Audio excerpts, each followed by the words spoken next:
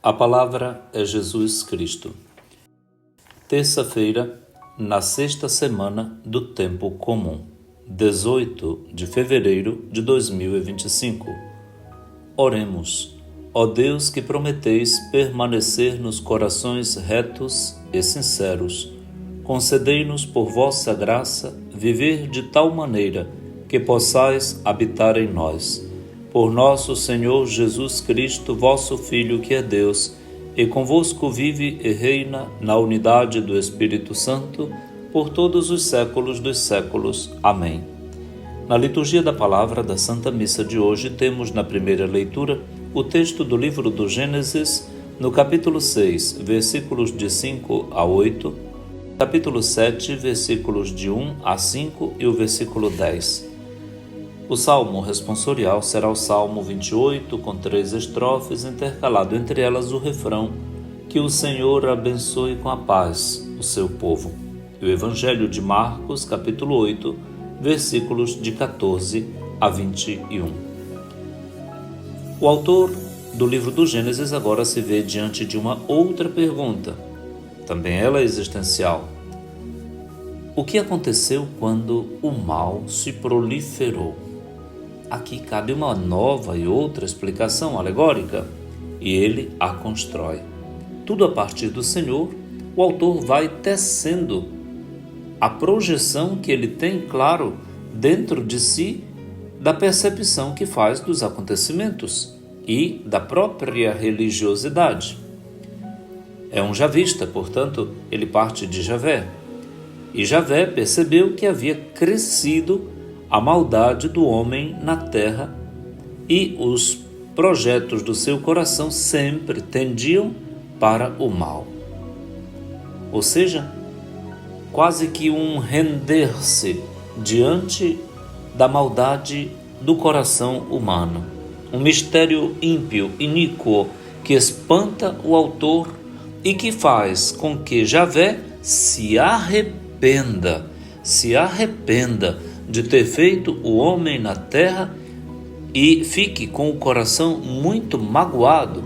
Um antropomorfismo, uma forma humana projetada em Deus que o autor dá quando tem que desenhar, delinear agora a reação de Deus diante da maldade humana, como se o Senhor fosse vulnerável a isso. Ele se arrepende porque o coração ficou magoado com o mal feito da humanidade e decide: eu vou exterminar da terra o homem que criei, e com ele os animais, os répteis, as aves do céu, porque estou arrependido de os ter feito. Que tremendo! Deus arrependido de ter criado a obra que colocou na terra. Um choque traumático, dramático. Mas aqui nasce a esperança. A esperança.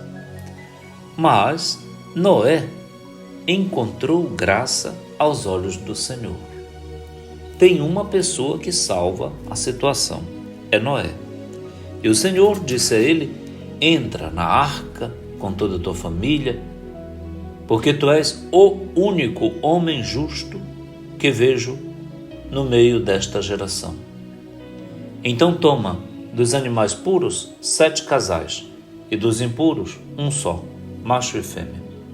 Também faz a mesma coisa com as aves do céu, toma 7 casais e leva para dentro da arca, para que fiquem vivas estas espécies sobre a face da terra.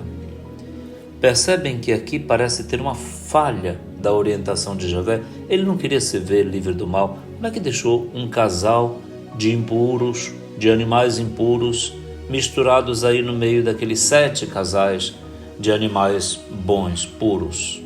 Ou seja, a tolerância divina é sutil. É sutil. Ele sabe conviver com o mal que está na humanidade. É uma alegoria tudo isso aqui e, portanto, uma metáfora que precisa ser interpretada para compreender no interface a própria situação da gente. Dentro de 7 dias, o Senhor faria chover sobre a face da terra durante 40 dias e 40 noites, ou seja, uma quaresma. A quaresma, os 40, é um tempo de purificação, para que o Senhor exterminasse da superfície da terra todos os seres vivos que fez. E Noé fez tudo o que o Senhor lhe havia ordenado. É alguém que obedece ao Senhor, e passados os 7 dias para confeccionar o abrigo e colocar nele, na arca, os animais, caíram sobre a terra as águas do dilúvio. E agora, sabe-se que vai boiar por aí apenas aquele punhado de seres vivos salvos por ordem do Senhor, que deu Ele mesmo a fórmula para recomeçar. Devemos colher todas as riquezas desta alegoria, porque verdadeiramente estamos dentro de um panorama, de uma perspectiva muito rica de linguagem e de fantasia que nos ajuda a compreender os fenômenos, as situações morais, espirituais, intelectuais da nossa pessoa, das pessoas, das nossas convivências, das nossas comunidades. Nosso Senhor sabe conviver até com o mal, para dele tirar proveito, para vencer o mal. Sim, a esperança tem fonte, tem nome. A nossa esperança é o Senhor. É feliz quem nele confia. Nos ajudou a rezar o salmista no salmo da missa deste domingo. Então, só resta esperar que o Senhor traga à terra a paz. De fato, veremos como é que a paz volta à terra depois que o dilúvio passar. Que o Senhor abençoe com a paz o seu povo, diz o salmista no Salmo 28 hoje. No Evangelho de Marcos, Jesus se encontrava na barca com os discípulos e eles tinham trazido apenas um pão. Tinham se esquecido de comprar, de cuidar, de prover o pão. E então estavam preocupados porque, e agora, como é que a gente faz para comer? E a farinha do israelita é pão, não é? A farinha do israelita é o básico. Ora, o episódio dá a Jesus a possibilidade de dizer: tomem cuidado, prestem atenção com o fermento dos fariseus e com o fermento de Herodes. A insensibilidade, a incoerência, a malícia que se multiplica como um fermento que produz efeito estufador, replicador dentro das pessoas. Eles não entenderam nada, pensavam que Jesus estivesse se referindo aos pães, que eles não os haviam trazido, e Jesus disse: por que vocês discutem sobre pão? Eu estou falando de outra coisa. Vocês não entendem, não compreendem, têm um coração endurecido. Jesus falava de uma coisa, os discípulos compreendiam outra. Havia um déficit de compreensão, de gnose, para poder compreender o que Jesus falava. Então Jesus faz uso de números. Vocês não lembram que quando eu reparti 5 pães para 5.000 pessoas, quantos cestos vocês recolheram com as sobras? Eles disseram 12. E Jesus perguntou de novo: e quando eu reparti 7 pães com 4.000 pessoas, quantos cestos vocês recolheram de pedaços? Eles disseram 7. 12 é o número das futuras tribos da Nova Jerusalém do Alto, da igreja apostólica que vem aí, com os próprios apóstolos do Cordeiro. 7 é o número da perfeição, dos sacramentos, é o número da graça, da plenitude, é o número divino. 6 é 7 menos 1, é o número humano.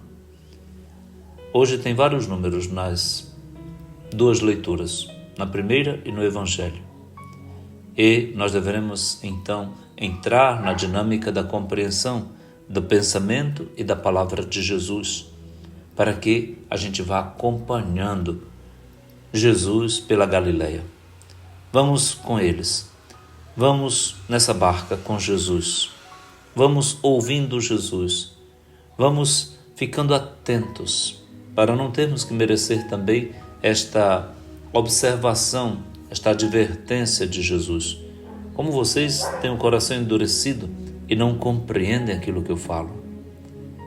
Você se esforça para compreender o Evangelho que todo dia escuta?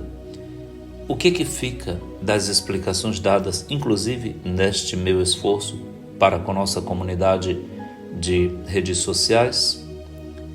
Vamos, esforcemo-nos então para hoje sermos de Jesus discípulos que lhe dão a graça da alegria e do sorriso, porque queremos entender tudo o que Jesus disser para pô-lo em prática. A todos uma feliz e abençoada terça-feira. Pai nosso que estás nos céus, santificado seja o vosso nome.